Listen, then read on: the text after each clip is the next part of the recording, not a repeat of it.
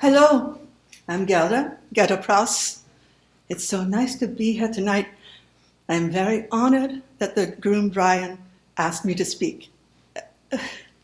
Of course, you all know that Brian is the groom. I am sorry. I am so nervous. I am not so good with public speaking, especially in English. So I wrote down some thoughts. My father used to come to Denmark for many summers when he was growing up. That is English male cousin, yeah? We're what you might call third cousins. Anyway, we would ride our bicycles all over the place when we were in Copenhagen, or in my family's summer home in Rørvik. He was always following our other cousins and me. Oh, mess. Remember when we were fishing and Brian was very young and caught a fish and a gull stole it right out of his hands? And Brian wouldn't let go. I had to grab him because I thought the bird was going to carry him away too.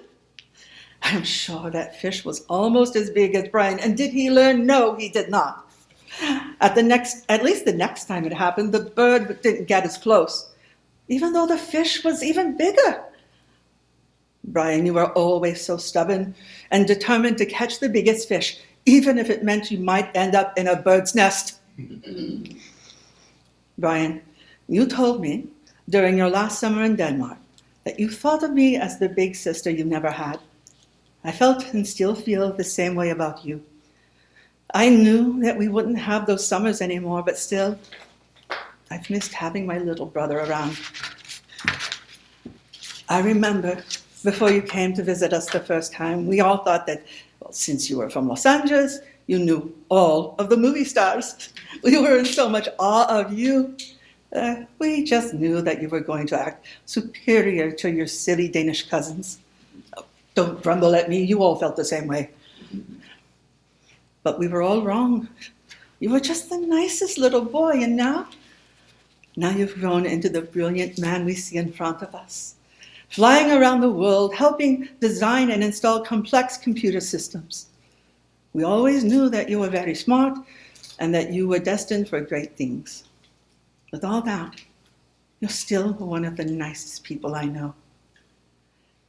I'm not surprised you married such a nice, intelligent, and beautiful woman. We were surprised to hear that it was such a whirlwind romance, but Brian, you've always known your own mind and gone for what and who you wanted in a very respectful way. You never hesitated for anything. Looking at your lovely bride at your side, I can see how well matched you are, and more importantly, how much you love each other. I know how important a love like that is. For so long, I didn't think I'd find one. Then you, of all people, helped me find the love of my life. You caught a runaway dog. While we were walking back home from the beach in Rørvik, we brought that adorable hund back to the address on the collar tag, even though I just wanted to get home and told you to do it without me. I was really shy that night, even shyer than usual. But you convinced me to go with you. You said, Gerda, it will be so quick. You don't even have to talk to them. I'll do all the talking. Just come with me. Little Kaya bounced excitedly next to us down the road, so happy to meet us and to take us to her home. The stars were so bright, lighting the way to the house where, behind the heavy green wooden door, was the amazing man who had become my Niels. There was no way you could have known that, but you were so sure that I should join you that I didn't have a choice. I never believed in a higher power or that everything happens for a reason, but that silly, perfect little hund sure came into our lives at the right time. I don't know how he did it, but the moment Niels opened his door, I felt all of my shyness go away.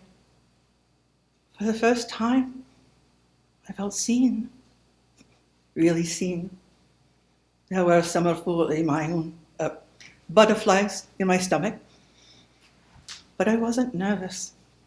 He thanked us, invited us in for coffee, and I didn't want to go straight home anymore because his house felt like home. He felt like home. After that evening, we spent almost every day and night together during that summer.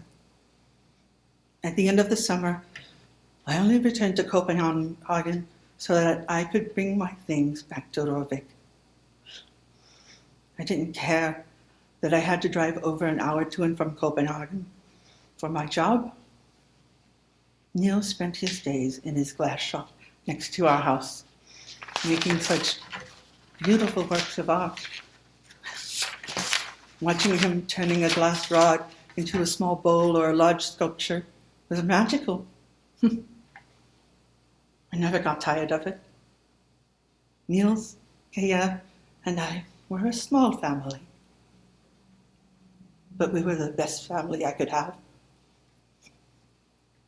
The next summer, you were there on another beautiful starry night like the night before, like tonight, when my wonderful Niels and I were married.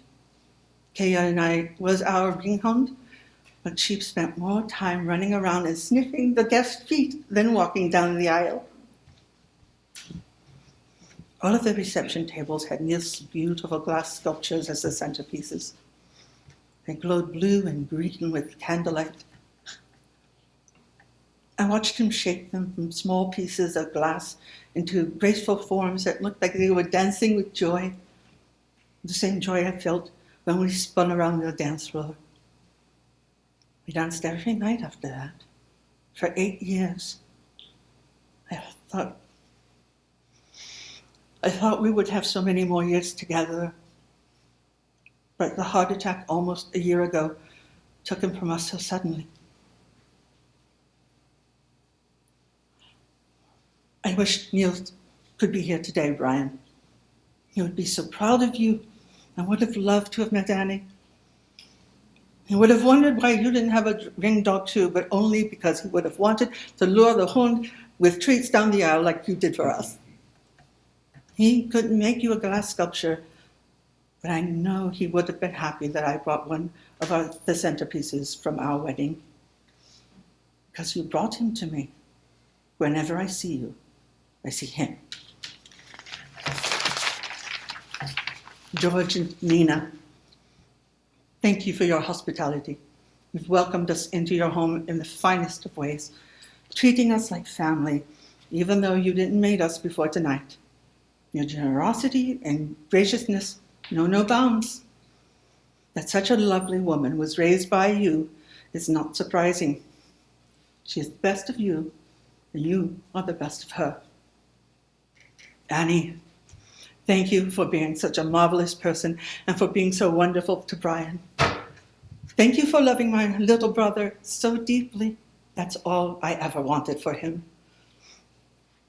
To the happy couple, may you have the same kind of love that Niels and I had, and may you live long, happy lives. Skål! Skål!